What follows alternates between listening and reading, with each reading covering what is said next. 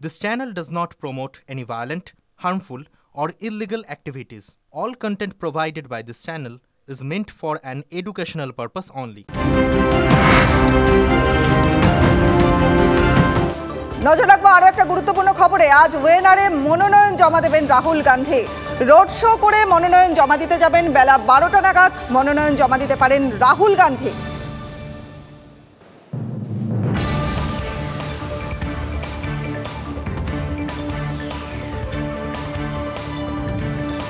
আর কি বলবো, বিপর্যয়েও রাজনীতির ঝড়। শাসক দলকে তীব্র আক্রমণ দিলীপের। দুর্যোগ হলেই তৃণমূলের পোয়া 12, কটাক্ষ বিজেপির প্রার্থীর। পাল্টা দিলীপকে খোঁচা দিতে ছাড়লেন না কিন্তু কুণাল ঘোষ। ঝড় হলেই টিএমসির একদম পোয়া 12, যা মাল আসবে ছেড়ে ফাঁক করে দেবে। বন্যা হোক, ঝড় হোক, ভূমিকম্প, ওরা চায়, তাহলে কামাই হবে। কথায় কথায় মমতা ব্যানার্জি এত টাকার ফিরিস্তি, তত টাকার ফিরিস্তি, এত টাকা ক্ষতি হয়ে গেছে, এইসব বলতে থাকেন, কিন্তু মানুষের কাছে কিছু পৌঁছয় না। আয়লার ঝড় হলো, আমফানের ঝড় হলো, টাকা এলো কেন্দ্র থেকে, কার অ্যাকাউন্টে গেল? টিএমসির কর্মীদের অ্যাকাউন্টে। প্রধান, উপপ্রধান, তার বউ, তার শালা, ভাগ্নে, তাদের চলে গেল। যার বাড়ি ভেঙেছে তারা কিছু পেল না। এবার যেন তা না হয়, এই ঝড়কে কেন্দ্র করে কামাতে শুরু করলো টিএমসি, এরকম যেন না হয়। তার সঙ্গে কি তুলনা করতে হয় সেই তালজ্ঞান পর্যন্ত ওনার নেই। ওনার না গা চিড়বিড় চিড়বিড় চিড়বিড় করছে সুকান্ত আর শুভেন্দুর নাম মুখ মনে পড়লে। ভাবতে পারেন কত কষ্ট। 5 বছর লোকটা ছিল, তাকে ধরে তুলে বেইজ্জত করে অন্য কেন্দ্রে পাঠিয়ে দিয়েছে। ওর গা হাত পা জ্বলছে দিলীপ বাবুর। সুকান্ত আর শুভেন্দুর বিরুদ্ধে ওর গা হাত পা জ্বলছে। সেই কারণে মানসিক অবসাদ থেকে কিছু কথা বেরিয়ে যায়।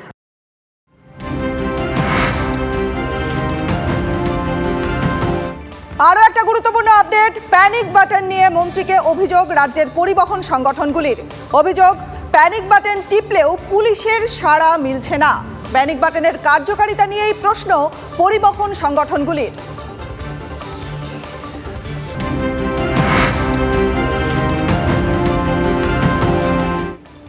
এবার অল ইন্ডিয়া মতুয়া সংঘের অধিকারের লড়াই হাইকোর্টে। অধিকার নিয়ে আগামীকাল হাইকোর্টে মামলার শুনানি। মহাসংঘের অধিকার কার হাতে থাকবে তাই নিয়েই মামলা। হাইকোর্টে মামলা করেন শান্তনু ঠাকুর এবং মমতা বালা ঠাকুর। ঠাকুরবাড়ির একটাই পদ সম্মানীয়ভাবে সেখানে রেখেছে, তার বড় সন্তান কপিল কৃষ্ণ ঠাকুর তাকে দিয়ে গেছেন। পরবর্তীকালে বড় মা বিনাপানি এবং ভক্তরা নাট মন্দিরের রাসের সময় বসে ভক্তরা মিলে বড় মার কাছে বলার পরে মা সেটা করেছে এবং দলিল করে রেখে গেছে।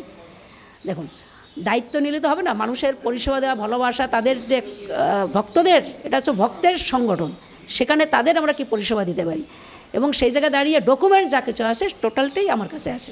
রায় কোর্ট আমরা সম্মান করি, আইনকে সম্মান করি। কোর্ট যেটা রায় দেবে, কোর্ট চাই প্রমাণ দিয়ে যেটা হবে সেটা হবে। এই 1990s-এ যখন বড় মা পুরো শক্ত সবল ছিল, তার মানে আজ থেকে এত বছর আগে, তার মানে প্রায় বড় মা মারা গেছেন যখন, তার থেকে প্রায় 30 বছর আগে, তাহলে উনি হলেন না কি করে ওনার বড় ছেলে কপিল কৃষ্ণ ঠাকুর হলো? অ্যাকচুয়ালি এই সংঘাধিপতি যেটা বাড়ির বড় ছেলে এবং পুরুষরাই, যারা এই বংশে জন্মগ্রহণ করেছে, যারা বিয়ে করে এসে মা হয়ে, তারা সংঘাধিপতি হতে পারে না। এটা হচ্ছে আমাদের যে মতুয়া সংঘের যে একটা সংবিধান আছে, সেই সংবিধানে সেটা লেখা আছে।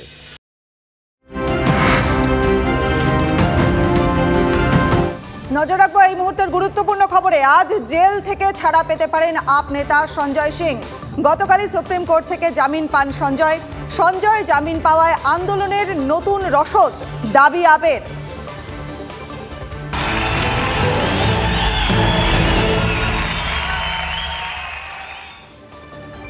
পাঁচ বছরের মধ্যে 5.25 বছর ঘুমিয়েই কাটিয়েছেন। ভোট প্রচারে বেরিয়ে হাওড়ার তৃণমূলের বিদায়ী সাংসদ প্রসূন বন্দ্যোপাধ্যায়কে কুম্ভকর্ণ বলে আক্রমণ বিজেপি প্রার্থী তথা হাওড়া পুরসভার প্রাক্তন মেয়র রথীন চক্রবর্তীর। কি কাজ করেছি তা পার্লামেন্টের ওয়েব পোর্টালে পাওয়া যাবে। পাল্টা বিজেপি প্রার্থীকে কটাক্ষ প্রসূনের। 5 বছর ঘুমন এবং 3 মাস জেগে ওঠেন যে সেখানে আমায় ভোট দাও, এই কথাটা বলার জন্য। আবার তারপরে স্লিপিং সিকনেসে চলে যান। এটা কুম্ভকর্ণের থেকেও কিছু বেশি ব্যাপার। কুম্ভকর্ণ তো 6 মাস জেগে থাকতেন। মোটামুটিভাবে পাগল হয়ে গেছেন এটা বলতে পারি, যে সেই জন্যেই উনি যা খুশি বলছেন। এগুলোর মধ্যে আমি একদম চাইছিই না। আমি কি করেছি না করেছি ওয়েবে দেখা যাবে, সবাই খুলে দেখুন কি করেছি আমি। পুরো গভর্নমেন্টের পার্লামেন্টের যে ওয়েব থাকে সেটা খুলে নিই। আমি কটাক্ষ ব্যক্তিগতভাবে করছি না, আমরা হতচকিত যে হাওড়ায় 15 বছর থেকে একবার হাওড়া শব্দটা উচ্চারণ কেউ কানে শোনেনি। হাওড়ায় তো বেরোইনি, আমি কলকাতা যাইনি। বড় খেলা হলে কোনো সময় যাই। আমার বাড়ি কোনো জায়গা থেকে এইখানে আমি থাকি। 13 সালে ভোটার এখানকার আমি, সব কিছু আমি সেইখানে। আমি সকাল থেকে রাত অবধি মানুষের পাশে, মানে আপনারা যান দেখুন। আর কে কী বললো তাতে যা আসে না। আর ওর মতো লোক কথা বললে আমি কি করে মানব।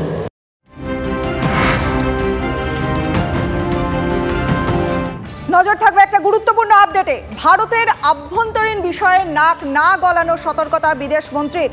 নাম না করে আমেরিকা, ব্রিটেন, জার্মানিকে কড়া বার্তা জয়শঙ্করের। কেজরিওয়ালের গ্রেপ্তারি নিয়ে অন্য দেশ নাক গলানোয় বিরক্ত ভারত।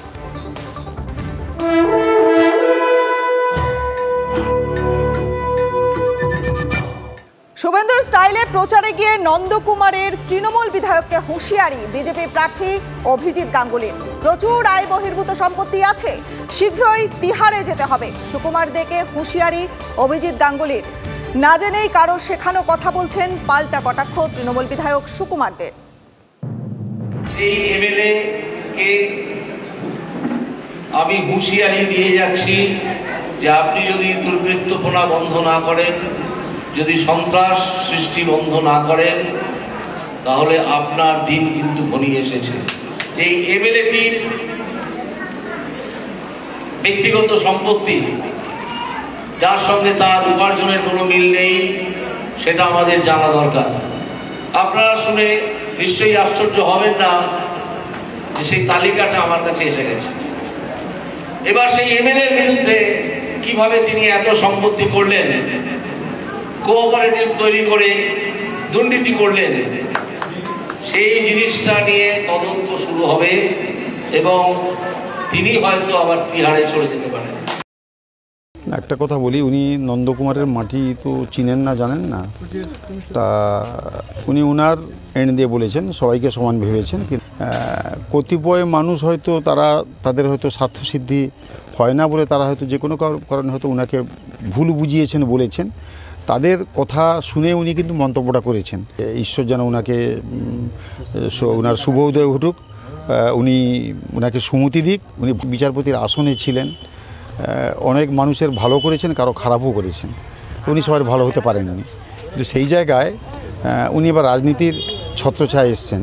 আরও বেশ কিছুদিন রাজনীতি করুন, বুঝতে পারবেন রাজনীতিটা কী জিনিস।